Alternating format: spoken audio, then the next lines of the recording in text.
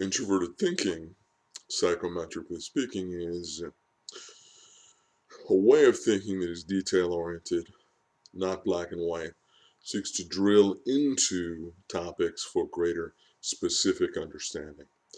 And I think the church has a ambivalent attitude about the function of introverted thinking, much as it does an ambivalent attitude about introversion. And extroversion has some subtleties about which parts it sees as positive to its own organization and which parts it sees as negative to its own function. I've got three basic examples, and those are curricular, theological, and investigative. So curricular, now, when a teacher has assigned a reading passage and asks a question, and let's say it's an introverted thinking question, it's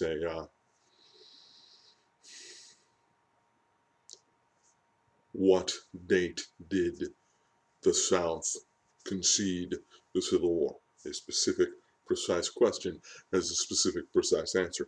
This teacher knows exactly what the right answer is, and he's waiting for that answer, much in the way that a reporter interviewing a person being interviewed or a lawyer interviewing a person on the docket is not asking a question to know it, they want it reaffirmed. You see, you would never in either of those questions ask a question you don't already know the answer to. Rather, you are prompting them to do the thing you trained them to do.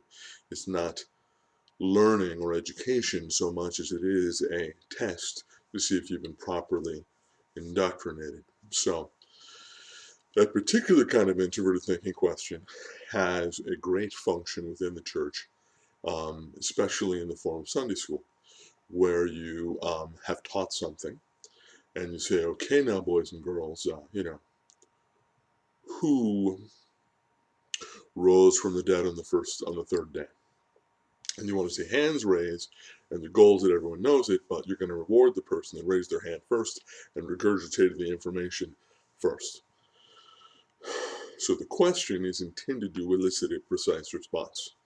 It's a controlled, not open-ended, not self-expressive question, nor is it really about the person asking knew the answer and was testing and seeing if you knew the answer. So that's one aspect of it, which obviously, when you have a precise propagandic curricular answer, you want that given. Now, we get to a theological level, this is not nearly as encouraged. Now, the people that ask those questions are often censors, the people that use it on a curricular level. I'm using these introverted thinking questions as a way to test whether or not you've got what I told you is the right thing to think. Now, as I've said before, there's two aspects, at least, to truth, two ways we can look at it, propagandic and mythic. Propagandic in the sense that it only means one thing every time, mythic, not in the sense that it's not true, but in the sense that it has layers. And I can prove to you that you understand propagandic truth when I say that the first time that you read a particular passage of the word that you highlighted, you come back to it 2 years later, and it has some other depth to it because of what God has put into your life. That is mythic truth. That's one example of it, right? So we all know and see that mythic truth is a real thing, just as is propagandic truth. So, and there are aspects of looking at it. So, when an intuitive uses introverted thinking about godly things, we are pushing in the question, trying to get at a deeper answer, and saying that I'm not satisfied with the superficial propagandic answer, I want a deeper answer. And so you have someone saying, well, why do we do things that way? Do you have verses for me to say it? And the response is, well, I wasn't trained in the proper propagandic answer to that question, and B, you're not supposed to care about those things, and C, you're being a distraction. And the person who asks those hard questions is often perceived as maybe not a believer, maybe not really maybe trying to stir up trouble for the sake of stirring up trouble, because the person they ask, that pastor or teacher or elder, is a person not drawn to deeper meanings of things, feels like that person, is not focusing correctly on what's at hand at the sensing aspect of whatever is being taught.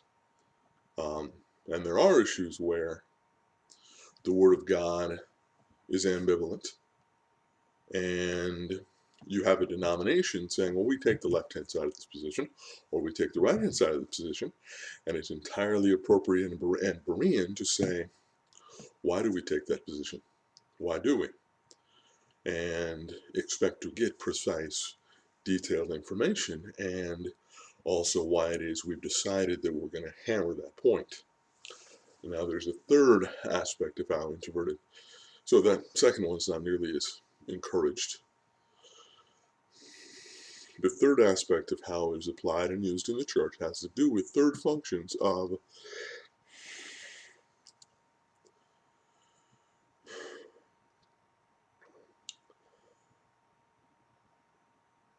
people who already had introverted sensing and extroverted feeling.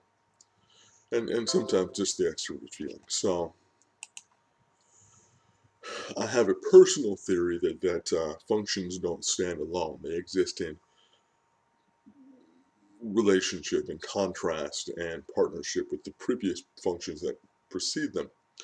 That is, for me, even though I started introverted intuition, it's one that's always drawn toward plan making, one that's always drawn toward big picture ideas, drawn toward things and ideas, meaning that my extroverted thinking is already already entrancing my introverted intuition in a certain direction. In a similar fashion, I think that, say, for someone who has third function introverted intuition that is following a second function extroverted feeling, the way they use that introverted thinking is very specific and it's investigative.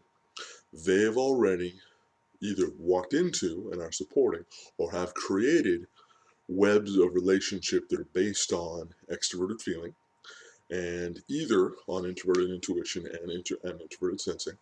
But nonetheless, this kind of web of, this is how we think the world is. And the introverted thinking questions are, hey, I think I caught you not acting in an extroverted feeling fashion.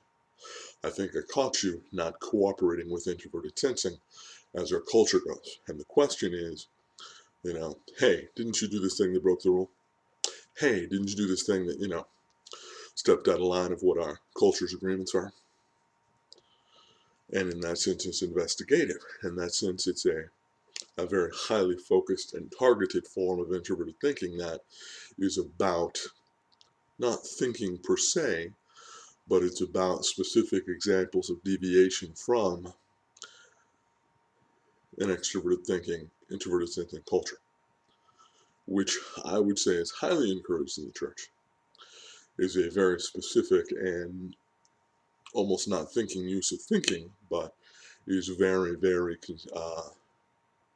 honored. I caught you not doing this thing that's on the list of rules here. I caught you. What do you have to say for yourself?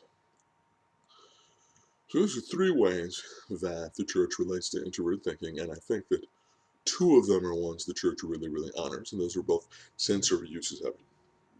One is one that I think that is troubling to most churches. If I have blessed you, encouraged you, or equipped you in any fashion, please like and subscribe.